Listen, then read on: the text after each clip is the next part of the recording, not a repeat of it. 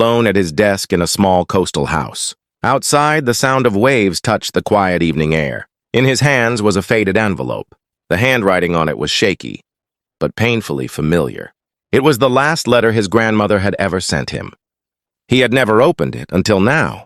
As he held the letter, his mind drifted back to the day he left for the city. He could still see her, standing at the doorway of their little home, waving goodbye. Her silver hair shone under the soft sunlight. He promised her he would visit soon, but life had other plans. Work, ambition, and distance pulled him away. When she passed away, Adam was miles away in an office. He missed the funeral. He told himself he was too busy. But deep down, he knew the truth. He was afraid to face the guilt of not being there. Now, years later, his hands trembled as he tore open the envelope. The paper was soft, worn by time, and smelled faintly of her perfume. Her voice seemed to speak from the paper.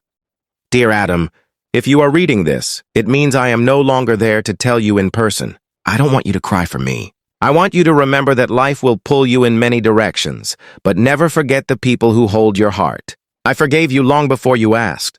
I only hope you forgive yourself. And remember, home is not a place. It's the people who love you."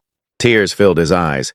He stepped outside, the golden sunset stretching across the ocean. For the first time in years, he let his tears fall, not from regret, but from love. The next day, Adam visited the house where his grandmother had lived. The garden was overgrown, but in the center stood the oak tree they had planted together when he was a boy. He touched the rough bark and felt her presence. In that moment, he made a quiet promise.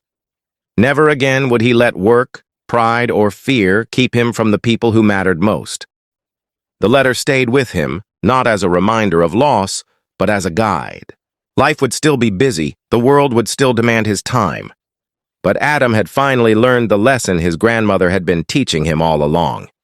Love is not measured in words or gifts, but in the moments you choose to be present. And from that day forward, Adam chose to be present.